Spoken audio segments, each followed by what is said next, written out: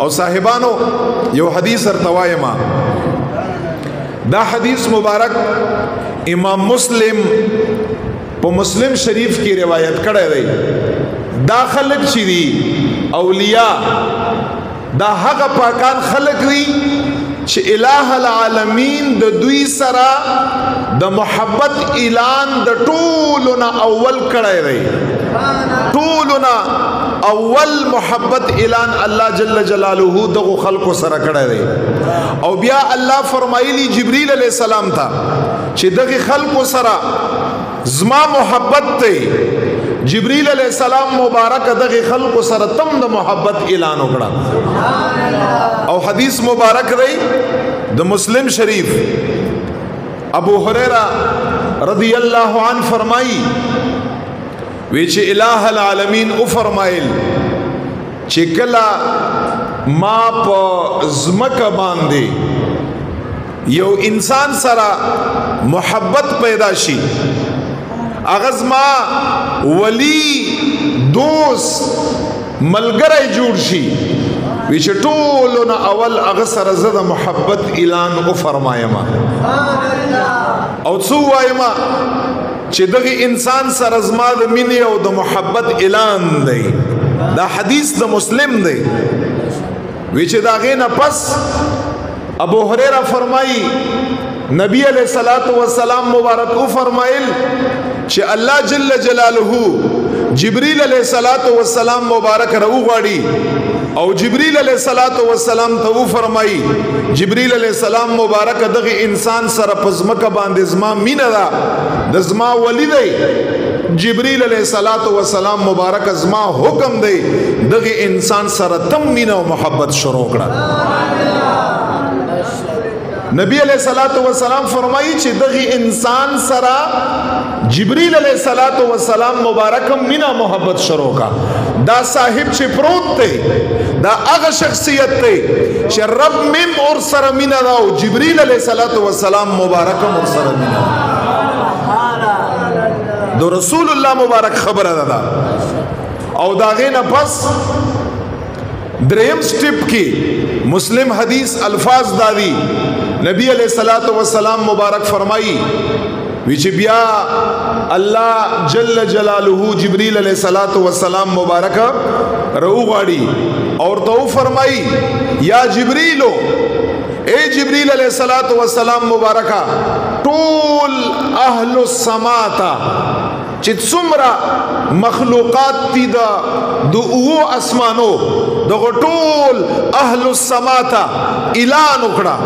یو مخلوقم در نه پاتې نشي په اسمانو کې په زراو په لکاو په کروڑاو باندې مخلوقات الله تعالی پیدا کړی دي جبرئیل علیہ السلام مبارکہ حدیث لفظ دی اهل السما چې څومره خلق او مخلوقات د اسمانونو دي په ټولو کې आवाज وکړه د زما د طرف نه او داسې आवाज وکړه چې اے د اسمانونو مخلوقاتو په زمکه باندې دا هغه شخصیت دی چې الله وایي چې زما اور سره مینه ده جبرئیل فرمایي چې ما تم رب او فرمایل چې مینه اور سره وکړه اے د اسمانو مخلوقاتو تاسو تم د الله حکم دی چې دغه انسان سره چې الله اور سره مینه ده تاسو ټول اور سره مینه پیدا کړئ حدیث کے سرازی دا یاد لرئی ولی سر مینا صرف دا اللہ نہیں اللہ اور سر مینئی جبریل اور سر مینئی طول اہل السما اغوی اور سر مینئی او دا غین پس نبی علیہ الصلوۃ والسلام فرمائی دلتا اس خبر رازی زمکی والالا نو اے دا واورے خوش قسمت خلقی چاچے اولیاء سر پزڑکی مینا دا ولی دغ مینا دا حدیث پرو باندې چې تاسو دا الفاظ واورئ دغ مینا دا اغچا پزڑکی ولی سر پیدا کگی چې د چا پزڑکی دغ ولی سر مینا دا اللہ پا ارادہ باندې کی خودلش ارچا اور سر نہ پیدا کگی حدیث الفاظ دادی ثم یوضع له القبول فی الارض نبی علیہ الصلوۃ والسلام فرمائی چې الله مر سره مینا وکا جبرئیل علیہ السلام مر سره مینا وکا ټول اهل السما مر سره مینا وکا زمکی والا اوس پوزیشنی زمکی والا څنګه نو چې وی چې زمکی والا داسې د زمکی والا خلق د چا پزړه کې چې الله خوښ شي د هغه چا پزړه کې دغه ولی سره خپل مینه کیوي او چې د چا پزړه کې الله خوښ نشي د هغه پزړه کې ولی سره مینه او محبت د یاد لري دا نشي پیدا کېدای ثم يوضع له القبول في الارض بیا پزمکه کې د دغه انسان د خلقو پزړو کې قبولیت مینا او محبت ورکه خودای شي نو نن پزمکه باندې زار ته یو د حدیث پرانا کې ارته یو نقطه بیانوم او هغه نقطه دا هر سړی دا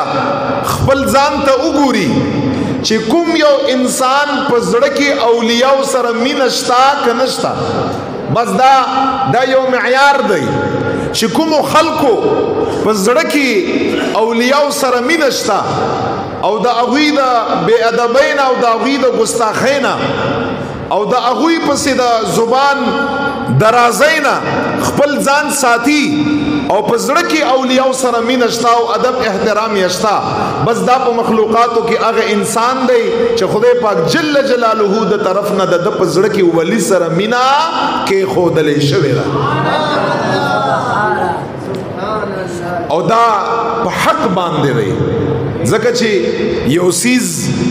چې دستا په زړه کې دستا رب کې دی هغه غلط نشي کېدای هغه نعوذ بالله من ذلک باطل هغه نشي کېدای او دا محبت اولیاء سره دا الله جل جلاله د طرف نه دی ستا پزړه کې خود لیکيږي الله هم دا خوخي چې دام زما خسته بنده دی چا سره چې ما مینه د پرې د چې هغه سره دم مینه او محبت پیدا شي دغه د دوی په ګستاخی باندې یاد لري ګوره تاسو ته خیر نه ملاويږي د دوی په بے ادبی باندې نعوذ بالله تاسو ته خیر نه ملاويږي تاسو نورم څه ګرځي منحوس ګرځي سپیرا نعوذ بالله من ذلک ګرځي خاسر او تاوانی ګرځي بے ادبی او ګستاخی دا انسان نسل خواري دا یاد در انسان نسل خواري